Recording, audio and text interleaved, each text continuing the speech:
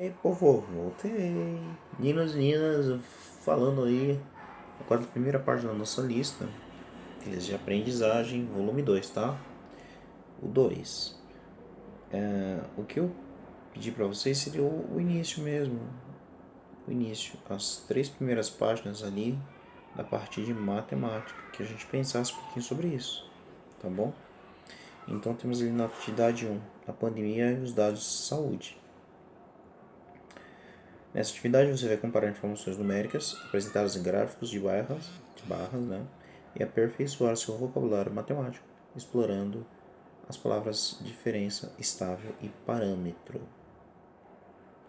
É isso que a gente pede de vocês. Então ali a gente tem o nosso gráfico de barras, né?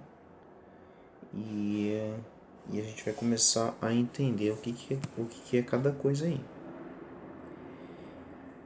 Mariana e Luiz são irmãos e estão fazendo juntos uma pesquisa de ciências sobre a Síndrome Respiratória Aguda grave, o SRAG. Eles descobriram que várias doenças podem avançar para esses sintomas, relacionados com complicações pulmonares. Decidiram pesquisar dados dos anos 2019 e 2020 para comparar.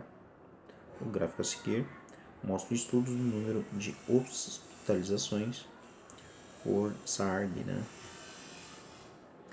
A partir da notificação do primeiro caso por um período de 20 semanas. Então ali embaixo a gente tem a escalinha de semanas, né? De 1 até 20 semanas. E na vertical aparece o que? O número de hospitalizações por essa síndrome, né? Que é a síndrome respiratória aguda grave. Então ali vocês veem que vai passando as semanas e foi aumentando, né, o número de hospitalizações. Até chegar ali na semana 17. A partir dali começa a cair. Sim, sim, sim. E ali ele traz duas referências, né? Duas referências. Uma que é em 2019 e outra que é em 2020. Certo? Essas referências que eu falei é o que a gente também pode chamar de parâmetro. Um dos parâmetros é falar de 2019, o outro é se referir a 2020.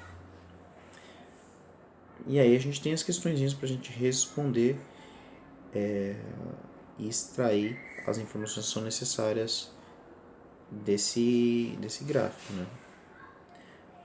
O A. Examinando o gráfico, qual a principal diferença que você observa entre os anos 2019 e 2020? Pensem um pouquinho. Vamos pensar um pouquinho.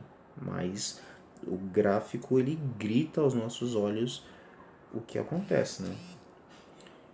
2019 você vê ali os quadradinhos, ou melhor, ali as barras azul um pouquinho mais claro, 2020 bem escuro. Em qual semana a diferença entre 2019 e 2020 foi maior? Opa! Aí vocês observam e comparem quando que foi maior.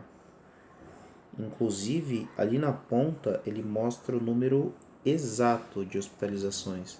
Olha ali, na semana 17 de 2020. A gente tem lá em cima, que foi o pico, né? 20.229. Contra semana 17 de 2019 foi 1.550. Então pensem aí. E assim sucessivamente, vocês vão responder essas questões aqui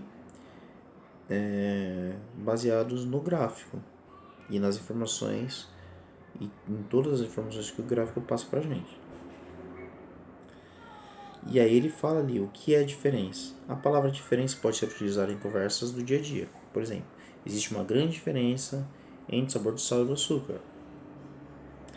A diferença é que eu fiz a tarefa e você não.